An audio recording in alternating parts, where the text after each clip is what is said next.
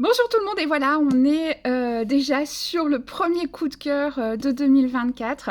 Alors pour certains, vous ne serez pas surpris, il s'agit du dernier roman de Thomas King, Les Indiens s'amusent, qui est traduit par Catherine Egaud et qui est paru aux éditions Mémoire d'Encrier. Voilà la couverture. Comme d'habitude, j'ai adoré parce que j'y ai retrouvé tout ce que j'aime chez l'auteur, beaucoup d'humour, de légèreté et en même temps des vrais sujets, du fond, du questionnement et puis des personnages hauts en couleur avec énormément de profondeur en fait. Alors, c'est l'histoire de Bird et Mimi. Alors, c'est un couple d'autochtones qui est en voyage à Prague et on les suit pendant leur séjour à Prague. Alors, ils n'en sont pas à leur premier voyage en Europe parce que depuis quelques années, ils parcourent l'Europe sur les traces d'un vieil oncle qui, il y a une centaine d'années, a quitté la réserve autochtone au Canada où il vivait pour des raisons assez étonnantes. C'était un homme haut en couleur aussi, et il est parti avec un sac.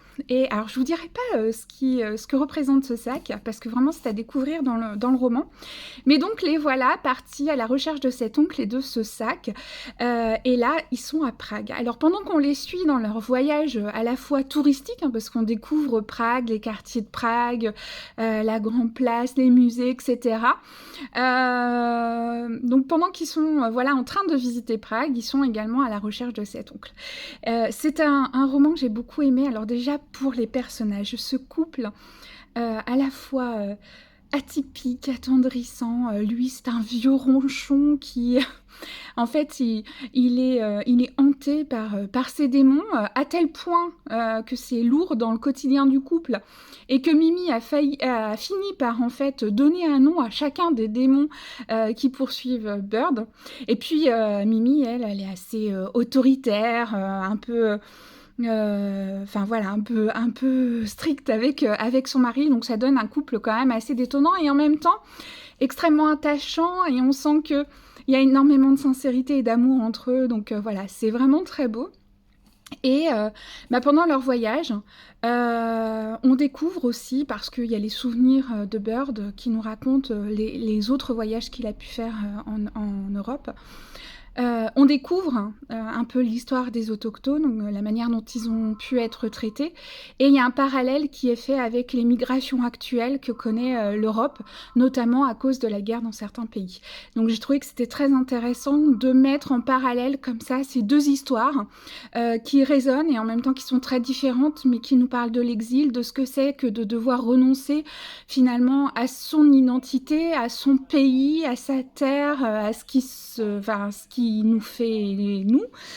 Donc voilà, c'est très intéressant. Et puis ils vont rencontrer aussi des personnages très intéressants, très drôles, très atypiques, qui vont venir enrichir ce voyage. Bref, on retrouve énormément de choses dans ce roman, vous l'aurez compris. On voyage dans Prague, parce que vraiment, on nous décrit vraiment Prague, la grande horloge, enfin vraiment, il y a plein de choses.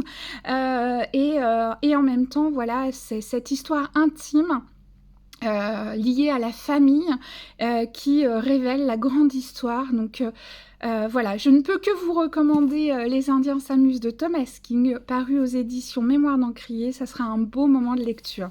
Je vous remontre la couverture et je vous souhaite une bonne lecture.